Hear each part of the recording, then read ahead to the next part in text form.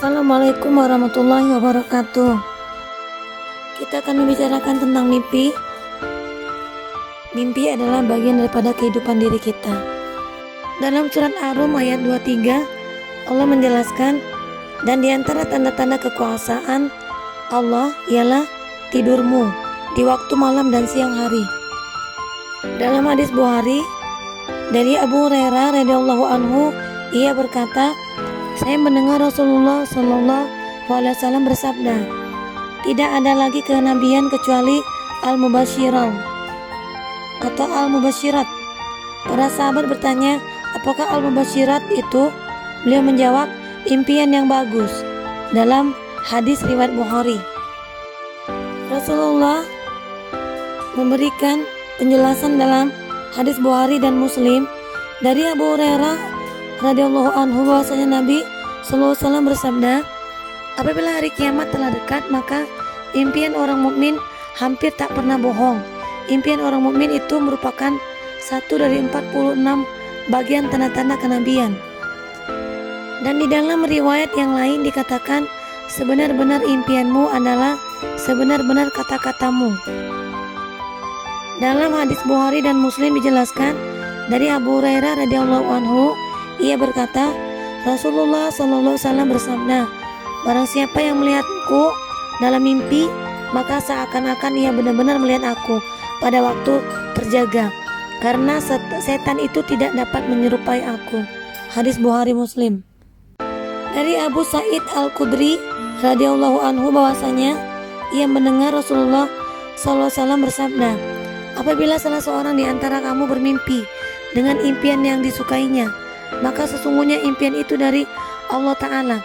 Oleh karena itu, hendaknya ia memuji kepada Allah dan menceritakannya kepada orang lain. Dan di dalam riwayat yang lain dikatakan, janganlah ia menceritakan impian itu kecuali kepada orang-orang yang disukainya. Dan apabila ia bermimpi dengan impian yang tidak disukainya, maka sesungguhnya impian itu dari setan. Maka hendaklah ia berlindung diri dari kejelekan impiannya, dan janganlah ia menceritakan impian itu kepada siapapun, karena impian itu tidak akan membahayakan dirinya. Hadis Bukhari Muslim.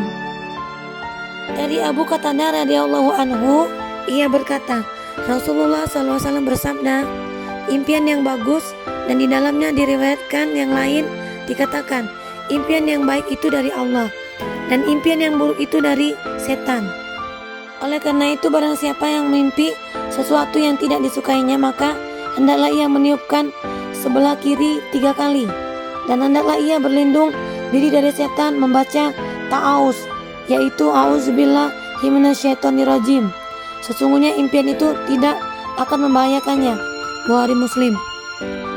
Dari Jabir radhiyallahu anhu dari Rasulullah sallallahu alaihi wasallam, beliau bersabda, apabila salah seorang di antara kamu bermimpi dengan sesuatu yang tidak disukainya, maka hendaklah ia meludah ke sebelah kirinya 3 kali, dan hendaklah ia berlindung diri kepada Allah dari gangguan setan, membaca ta'awuz 3 kali, dan hendaklah pula ia membalikkan diri dari tidurnya yang semula. Hadis riwayat Muslim.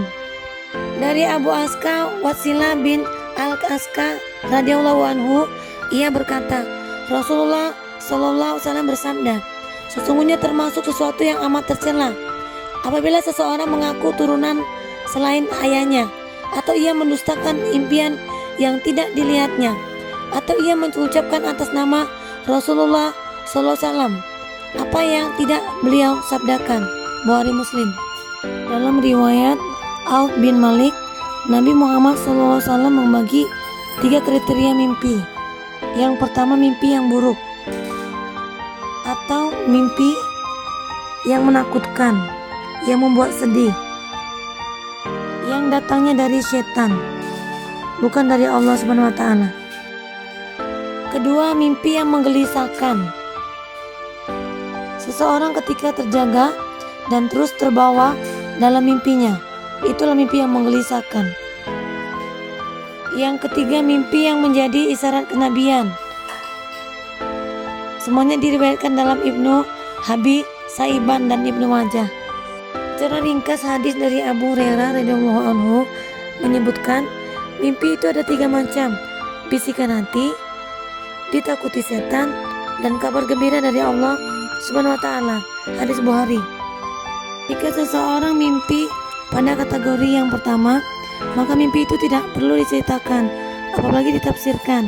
Sebagaimana diriwayatkan dari Jabir mengisahkan seseorang lelaki yang bertanya kepada Nabi SAW tentang mimpinya semalam. Ya Rasulullah, aku bermimpi kemarin seakan-akan kepalaku dipenggal. Bagaimanakah itu? Tanya laki-laki tersebut.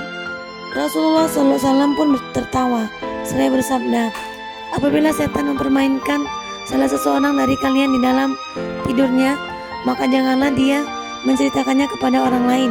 Hadis riwayat Muslim. Mimpi kategori kedua. Mimpi buruk yang selalu teringat bisa jadi pertanda keburukan.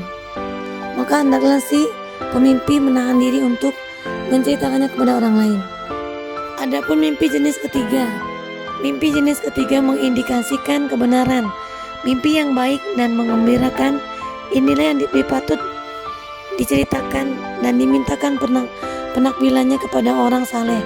Imam Malik memesankan tidak seluruh mimpi patut diceritakan, hanya mimpi-mimpi yang baik saja yang patut diceritakan.